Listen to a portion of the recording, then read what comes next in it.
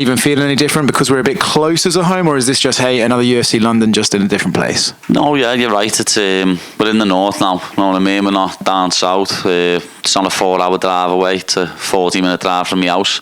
So yeah, we're back in the north, which is nice, and I can't wait to blow the roof off this new arena. You know, obviously you're fighting Bobby or King Green now. What are your thoughts on the name change? I know you said that you won't be calling him that, but do you think that just kind of speaks to how quirky a character he is in general, or do you think it's a weird thing? What do you make of the whole thing itself? Oh, it shows what a dickhead he is. You know what I mean? Like, imagine being nearly 40 years of age and changing your name to King. It's embarrassing, lad. You know what I mean? Grow up, innit? Like, as I've said in other interviews, CTE is real.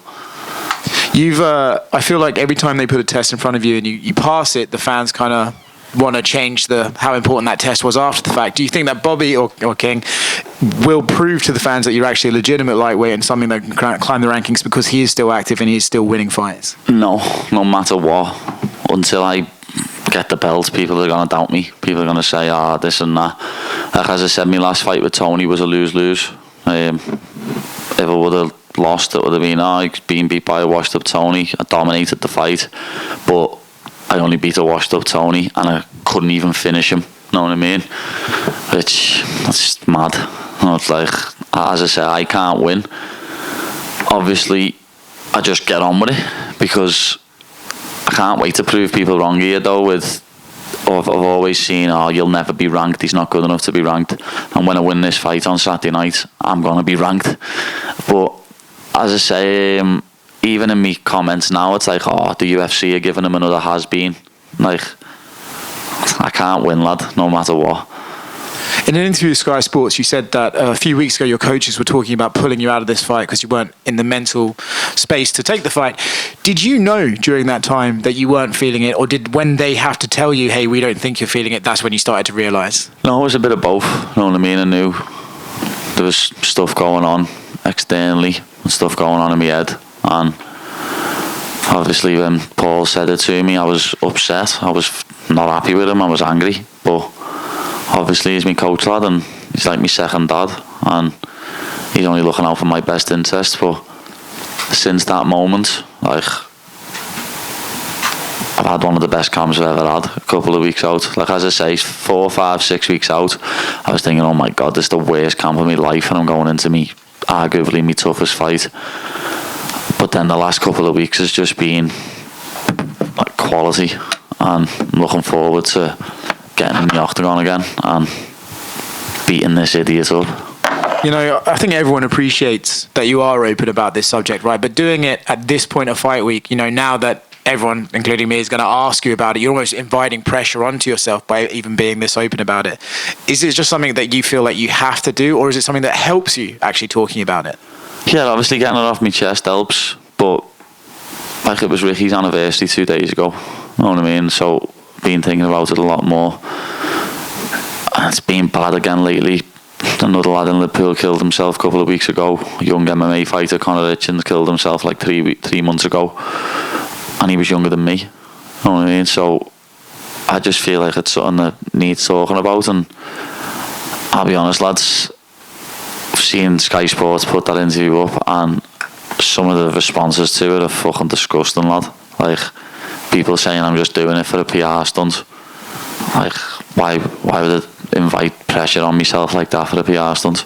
You know what I mean? It's mad. Like, people saying I'm only doing it for that reason, when I know several people who've killed themselves, and I've thought about it in the past.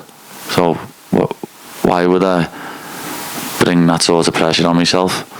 But again, I do it because I feel like I need to, and I don't want more people to kill themselves, especially men. They just don't talk to people and kill themselves. But like, some of the responses to me saying that are like, well, just kill yourself then. You might as well kill yourself. That's what some of the responses have been, lad. And other people have been like quoting them and putting, no wonder men don't talk when the responses are like this. Like, one of the ones that's proper pissed me off is fucking that video, people saying I'm bullying people in the pub. People saying, he's a pisshead, he's on the ale and he's bullying people in the pub, coked up. It's like, lad, I was 2 weeks out from a fight, lad. Do you think I had a drink? I had a diet Red Bull and a fucking water. know what I mean? And all them people that I'm with are my mates. I went to school with them all, I grew up with them all, they're all coming to fight on Saturday, and they all jumped on me 10 minutes earlier when Cole Palmer scored and celebrated on me. So when my bet come in and I got a last minute winner, lad, I celebrated on them. That's just how the world works, lad. Going back to King for now, you said that he thought it could be your toughest opponent. Do you think he is?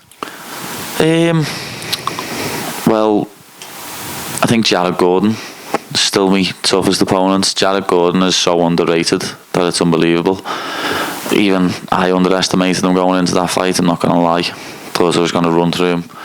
And then when I injured my foot in the first round, it was a completely different ball game. It was my toughest fight to date. Everyone in here probably still thinks I lost that fight. You know what I mean? It was, when I've watched it back, it was a very, very, very close fight. But I still think I won when you watch it without commentary. I can understand why people think I lost when you watch it with commentary.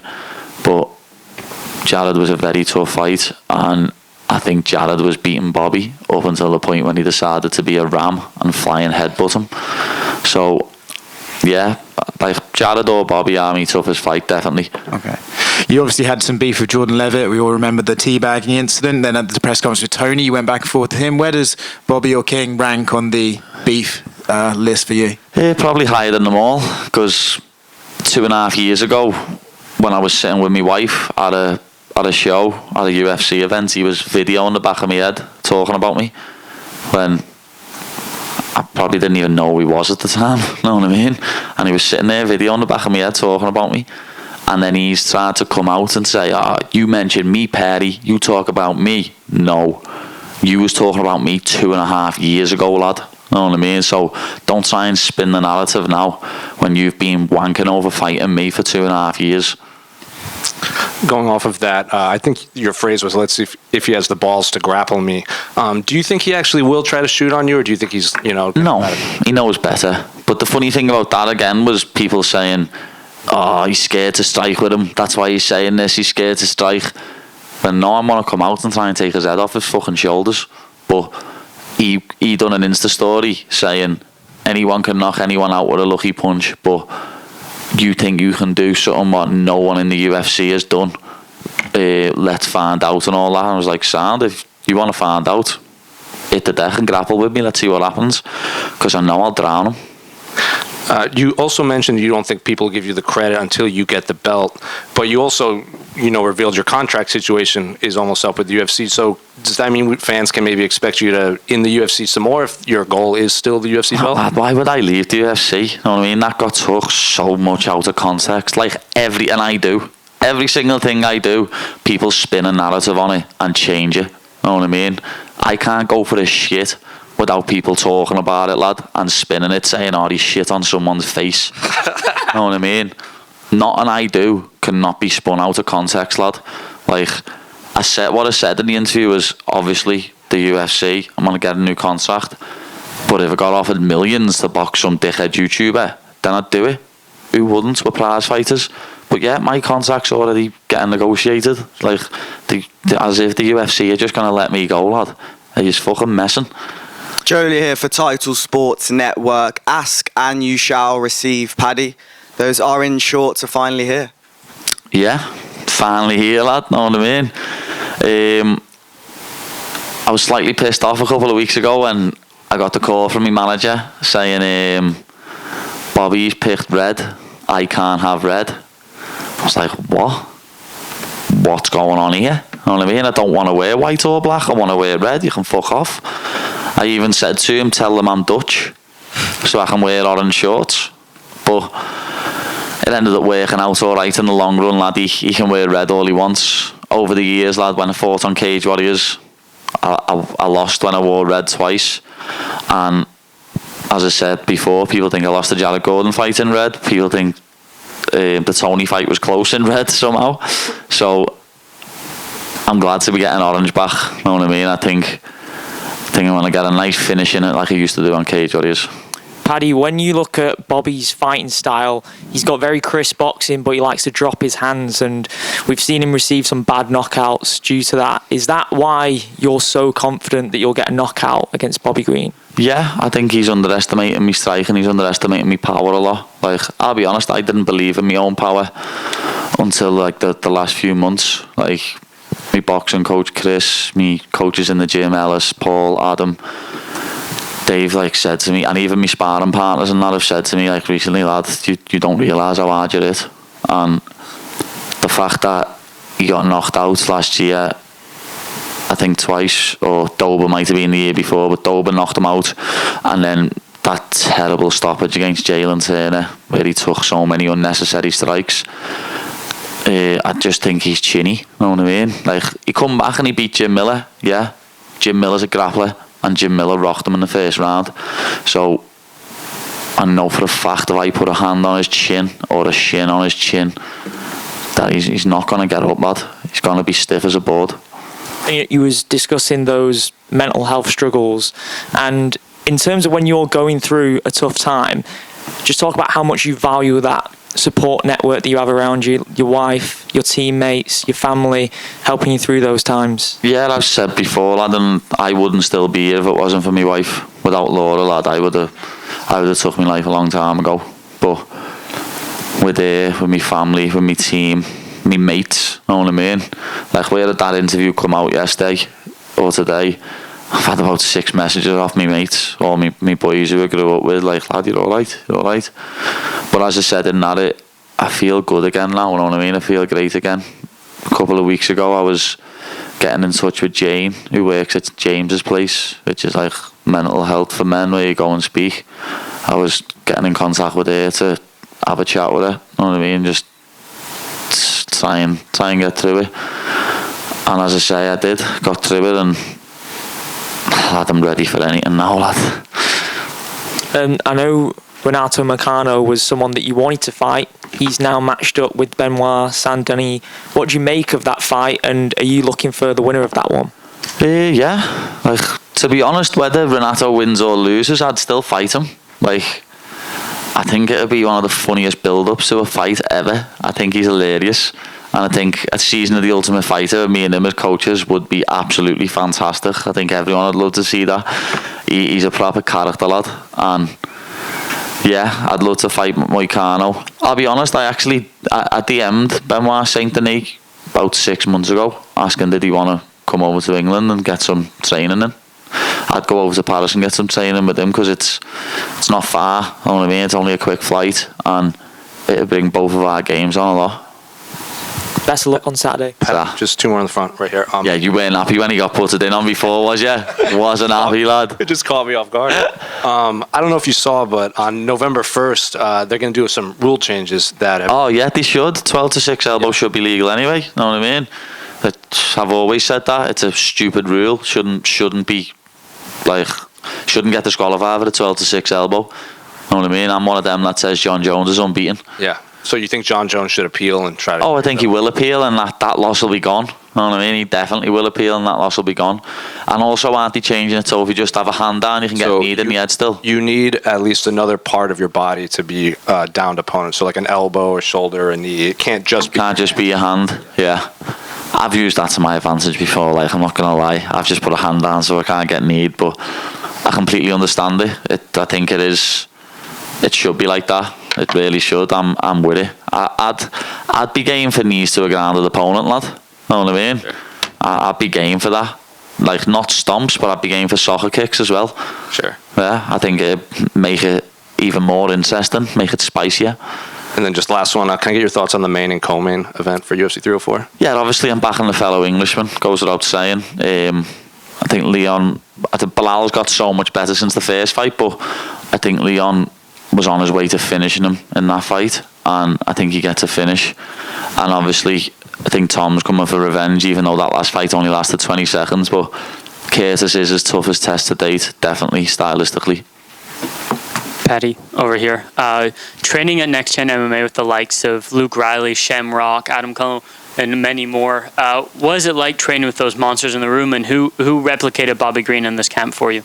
Yeah, my sparring partners are brilliant, you know what I mean? I don't really have to go anywhere else to get any spars in because I have such a talented lightweight, featherweight and welterweight on the mat. To be honest, Luke has done his style absolutely fantastic, lad. When I spar with Luke, he switches, he goes southpaw for me, he has his hands down and all that. Like, Luke's a big talent coming through, and you're all going to see him real soon. He's going to introduce himself in a big way, and he's phenomenal, and he's only young.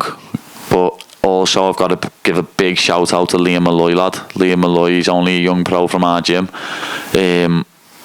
but he's a southpaw, and he's done a lot of rounds with me leading up to this, and a lot of fight run throughs, and I can't thank him enough as well. And your hair is iconic, but against Tony Ferguson you decided to do braids. What are you doing this time out? Yeah, I'll be getting cornrows again. It's just, it sways people's minds when I get it with a little punch and my hair goes like that. Know what I mean? As I say, when I watched the Jared Gordon fight back, he was hitting me with little shots, and the commentator's like, oh, he's being rocked. And it's like, no, it hardly fucking hit me. Know what I mean? But because my hair moves like that, people are like, oh, he's hurt, when I'm not. So from this day forward, I will be getting cornrows. Paddy, can I? You mentioned the talent there. That's at Next Gen. You've mentioned before that you'd love to fight at Anfield. Is that something you've discussed with anyone at Liverpool, anyone at the UFC? And how likely do you think that would be to happen one day? I mean, Anfield's hosting big concerts this summer. I mean, surely the UFC would be made at home there. Yeah, I've spoke to people at Anfield about it. I've spoke to the COO of the football club, and they're all willing to and happy to get it on. You know what I mean? They want to do it. They've said it to me plenty of times. I sit in the Legends Lounge in the Anfield when I go to the game, and I've been in the boardroom and stuff like that, where the CEO of the club and that's it, and they want to do it. You know what I mean? So I'd love the UFC to get in contact with them and get it done. Would you wait for a title fight, or?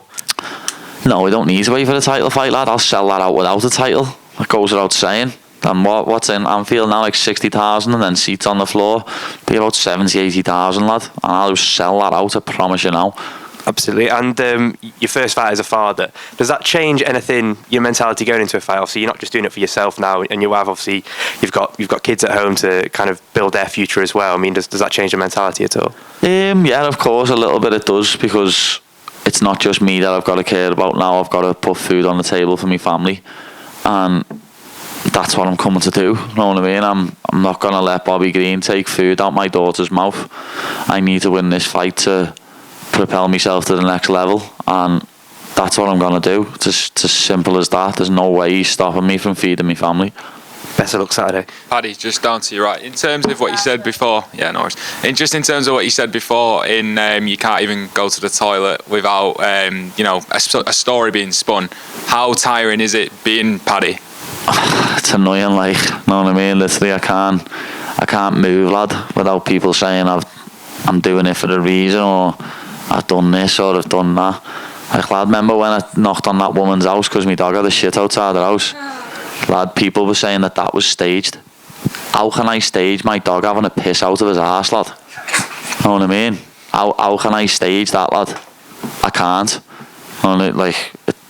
People just love to talk shit about me, lad. And as I said earlier, people love taking things out of context.